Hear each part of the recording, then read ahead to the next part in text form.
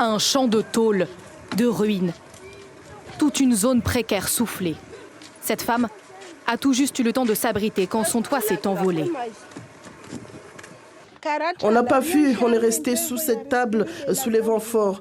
On s'est réfugié sous cette table. Presque aucune habitation n'a résisté. Le quartier de l'abattoir est comme rasé. Là, je suis en train de remonter les tôles, d'arranger notre banga pour pouvoir y entrer. J'ignore si j'aurai les moyens d'en acheter d'autres. On fait avec ce que l'on a. Tous sont encore traumatisés par ces rafales jusqu'à 260 km/h qui ont balayé l'île de Mayotte il y a 2 jours. Elles laissent des centaines de milliers d'habitants sans électricité, sans eau courante. Ce matin, ils puisent ce qu'ils peuvent dans des réservoirs. Cet enseignant les aide à remplir bidons et bouteilles en plastique. Oui, c'est bon là, c'est bon. Attends, rouvre les bouchons. Les gens, ils sont en train de faire des réserves parce que, arrivé à un moment, il n'y aura plus d'eau. On ne sait pas si les canalisations sous-marines ont tenu par rapport à l'eau qui pourrait nous ravitailler de grand air. Ce résident multiplie les allers-retours. Il ravitaille ceux qui n'ont pas accès à ce point d'eau. Alors, j'ai dû attendre 1 heure et quelques. Je vais faire un petit tour encore, mais bon, là, je commence à épuiser, il fait très chaud. Pénurie, d'essence aussi. Impossible pour les Mahorais de rejoindre leurs proches sur l'île. Des centaines, voire des milliers d'habitants sont toujours portés disparus. Ce matin, Bruno Retailleau, le ministre démissionnaire de l'Intérieur, reste prudent sur le bilan. En réalité, pour le bilan, il va falloir des jours et des jours pour Vous n'aurez jamais un bilan consolidé. C'est pour ça qu'il faut vraiment pas donner de chiffres. Un bilan difficile à établir et des recherches qui continuent. 100 à 200 000 résidents seraient issus de l'immigration. Rokhaya, qu'est-ce qui vous frappe le plus dans ces images ? On utilise depuis le début de cette catastrophe parfois la formule de double peine, puisque c'est un territoire qui est déjà en souffrance avant cette catastrophe. Il est en souffrance parce qu'il a été négligé, je pense qu'il faut le dire. Il y a de nombreux rapports parlementaires qui ont alerté la population, les politiques quant à la situation de Mayotte, la situation des urgences par exemple, l'épidémie de choléra qui a été jugulée, mais quand même qu'on sache que dans un département français, on puisse souffrir encore aujourd'hui du choléra. L'accès à l'eau, il y a un tiers de la population qui n'a pas accès à l'eau potable et c'était un gros problème lors de la rentrée scolaire de 2023 qui a été repoussé. C'est le territoire le plus pauvre de France qui est exposé aussi à une épidémie de VIH extrêmement importante, un des taux de VIH le plus important du territoire français.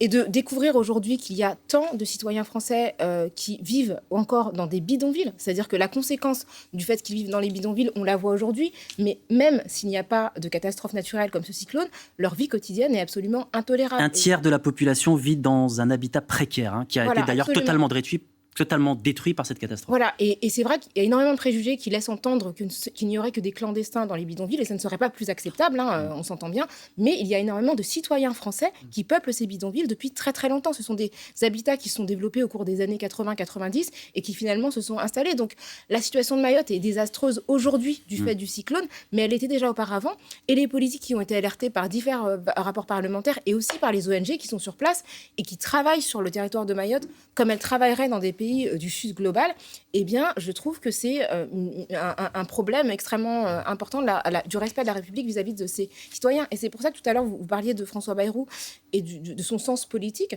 Je pense que là, il y a une question même de sens du peuple, dans le sens où la question du respect des citoyens et du sentiment d'être négligé, c'est un sentiment qui est partagé par nombre de nos concitoyens, de nos concitoyennes. Et le choix qu'il a fait de ne pas se rendre visible auprès des citoyens de Mayotte, eh bien, c'est un choix qui, pour moi, fait écho à ce qui nourrit la défiance des Français et des Françaises vis-à-vis des politiques dont ils estiment qu'ils sont hors sol. Kim Durand. Moi, j'ai dit que c'était absurde, donc je ne peux pas rejoindre là-dessus. Maintenant, il y a aussi une culture en France, vous viviez souvent aux États-Unis, en Rokhaya, il y a aussi, on n'est pas habitué à ce genre de catastrophe. Pourtant, elle a été prévue par la météo. Par exemple, en Floride, ils ont une culture de ça. Alors, c'est vrai que c'est pas du tout les mêmes habitats, mais il ne faut pas oublier qu'une grande partie de la côte américaine est entièrement construite en bois. Parce qu'on a toujours l'impression que l'Amérique, c'est l'Amérique des buildings. Pas du tout. L'Amérique de la côte, du côté de Miami, en dehors des buildings, des quartiers branchés chics de Miami, c'est du bois partout.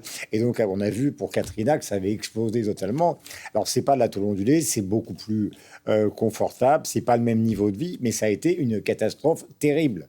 Donc là, moi, je trouve que ça génère, alors c'est peut-être, je sors complètement du journalisme, je trouve que ça génère une énorme peine de voir ces images, parce que, c'était prévisible, puisque la météo l'a dit, on a l'impression qu'il y a une sorte de fatalité, voilà, l'œil du cyclone se rue sur cette île, qui est quand même beaucoup plus petite que la Corse, et qui est très peuplée, et elle détruit tout. Et on a l'impression que personne n'a pu ou n'a voulu rien faire pour essayer de limiter les dégâts. D'où la peine que j'installe sur ce plateau, mais je pense qu'à un moment, on n'est pas forcé d'être simplement journaliste, on peut avoir de la compassion pour ce qui se passe. Oui, je suis tout à fait d'accord, on parlait de double peine tout à l'heure. Ce qui est terrible dans cette affaire, c'est que on se plaque une situation d'extrême vulnérabilité à une situation déjà d'extrême vulnérabilité.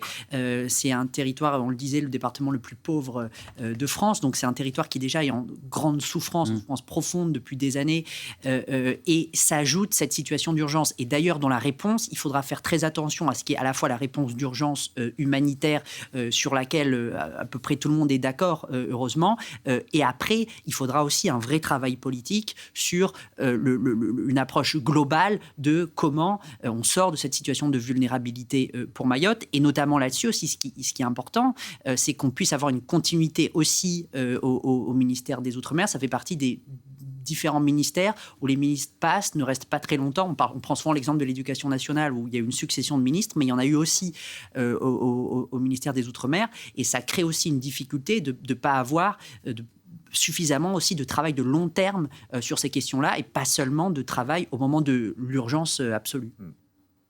Je crois que beaucoup d'habitants de la métropole découvrent aujourd'hui la réalité de la vie à Mayotte parce que c'est loin, parce qu'on n'en parle pas, parce que c'est loin du cœur, loin des préoccupations. Mais ils découvrent que 80% de la population vivait sous le seuil de pauvreté. Ils découvrent que 3 personnes sur 10 n'avaient pas l'eau courante et que quand l'eau arrivait, elle n'était pas souvent potable. Ils découvrent que quand il y a des coupures d'eau, il y en a très régulièrement, elles peuvent durer 30 heures. Et ils découvrent que quand les personnes sont en situation irrégulière à Mayotte, elles se cachent pour ne pas être rattrapées et que là, en ce moment, si elles ont été blessées, elles se sont aussi peut-être cachées pour ne pas être attrapées et pour ne pas être renvoyées chez elles. Donc, c'est une précarité extrêmement importante qui existait déjà et qui aujourd'hui font qu'il y a des enfants. On a vu ces images de ces enfants qui n'ont plus rien et qui attendent de l'eau. Nous, on vit dans un endroit où on n'a pas ce souci-là. Ils attendent de l'eau, de la nourriture, ils n'ont pas de vêtements, ils n'ont plus rien. Et quand je dis plus rien, c'est plus rien. Et une population très jeune. Exactement. Le pourcentage de mineurs. Beaucoup de mineurs isolés, notamment de mineurs isolés qui n'ont pas de papier de citoyenneté régulière. Donc, effectivement, ça les rend encore plus vulnérables. Et cette catastrophe, elle touche, on l'a dit, un système de santé qui est déjà en souffrance et tous les regards sont tournés vers le seul hôpital de l'île de Mayotte qui est fortement dégradé. Les images commentées par Claire Vérove. Le souffle du vent se mêle aux alarmes des appareils hospitaliers.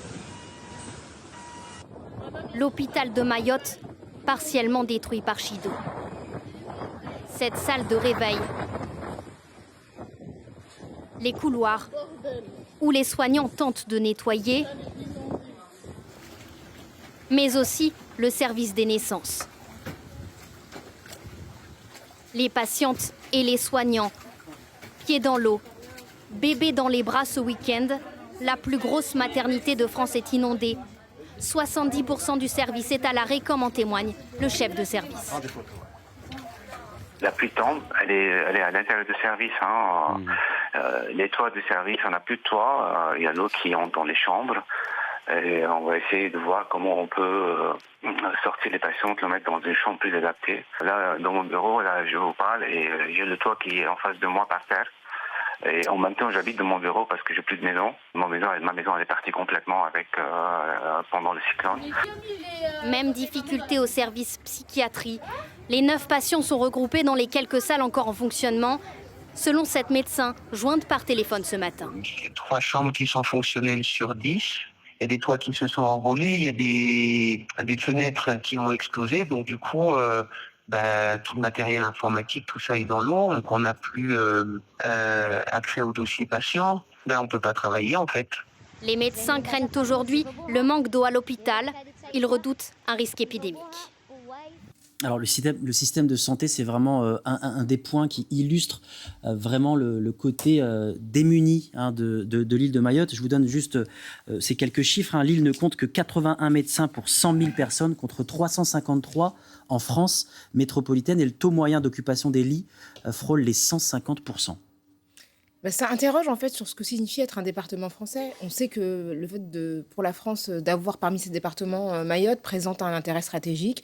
Géopolitique, notamment sur le nombre de zones maritimes qui composent la France, mais au-delà et puis sur la présence militaire dans une région qui est aux confins de plein d'intérêts, notamment de la Chine et des États-Unis.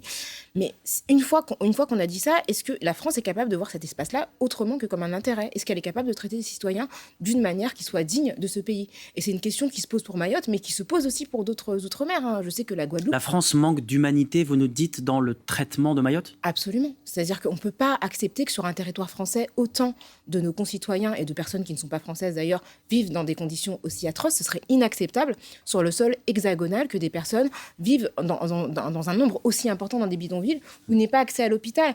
Et effectivement, les urgences de Mayotte étaient saturées, ça avait été dénoncé dans des rapports parlementaires auparavant, mais je veux quand même faire un parallèle avec des situations sanitaires qui sont aussi problématiques et qui questionnent le rapport de la République avec ses anciennes colonies, puisque c'est ça la question. La Guadeloupe n'a pas eu de CHU pendant très longtemps. En Guyane, il y a eu des soulèvements extrêmement importants de soignants avant l'élection d'Emmanuel Macron, qui avait d'ailleurs qualifié la Guyane d'île. Donc il n'était pas tout à fait informé sur la situation géographique de notre pays. Mais ça pose des questions. Et ce que vous disiez tout à l'heure sur le fait que nombre de Français ne connaissent pas la situation de Mayotte et découvrent aujourd'hui... De Français de métropole. Parce que... Oui, de l'Hexagone. Mais parce que je pense qu'on a aussi un rapport touristique avec les Outre-mer. Il se trouve que la Réunion, la Guadeloupe, la Martinique, on connaît parce que les gens y vont en vacances. Mayotte, on ne sait pas ce que c'est parce qu'on n'est pas informé et qu'on a un rapport extrêmement distant avec ce territoire. Espérance de vie sur l'île de Mayotte pour les femmes inférieures de 7 ans par rapport à la métropole, pour les hommes inférieurs de 11 ans. C'est catastrophique. C'est pour ça que je pense qu'il y a besoin, on parlait de l'urgence encore une fois, mais il va y avoir besoin sur le long terme il faut un vrai projet global, une vraie réflexion globale. C'est-à-dire qu'on a tendance soit à prendre seulement l'aspect sécuritaire, soit à prendre seulement l'aspect social, soit à prendre seulement l'aspect santé. En fait, la réponse, elle ne peut être qu'une coordination, qu'un projet global pour sortir de cette situation d'extrême vulnérabilité. Et la difficulté, c'est qu'il y a une tendance, sur Mayotte, mais comme sur beaucoup d'autres sujets, à prendre les choses les unes après les autres. Or, ce qu'on a besoin, c'est une forme de planification, en fait, sur le long terme de comment on améliore la situation. Et dans l'immédiat, par exemple, la question qui va être centrale, ça va être la question du logement, puisqu'il va y avoir cette question de la reconstruction. Là, il va falloir un vrai travail de fond et de long terme, parce que c'est pas quelque chose, il y a l'urgence humanitaire qui va se faire très très vite, entre guillemets, et c'est jamais suffisamment vite quand il y a une catastrophe, mais on envoie du monde, etc. Mais il ne faudra pas oublier dans les prochaines années de garder un œil sur ce qu'on fait, notamment sur la question du logement. Qu'est-ce qu'on a raté avec Mayotte, Guillaume Durand ? Oh là, écoutez, moi je ne suis pas au pouvoir, certainement beaucoup de choses. Je pense que si on veut sortir du catastrophisme, les militaires vont arriver. En général, on a beaucoup rendu hommage aux pompiers à Notre-Dame. Les militaires ont quand même une capacité de réorganisation qui est assez phénoménale. L'armée française est une armée professionnelle. Donc c'est une armée qui va permettre, à mon avis, rapidement de rétablir les télécommunications, de monter un hôpital de campagne, d'acheminer des médecins, etc., etc. Ça n'empêchera pas la catastrophe, ça n'empêchera pas le plan de réorganisation de Mayotte.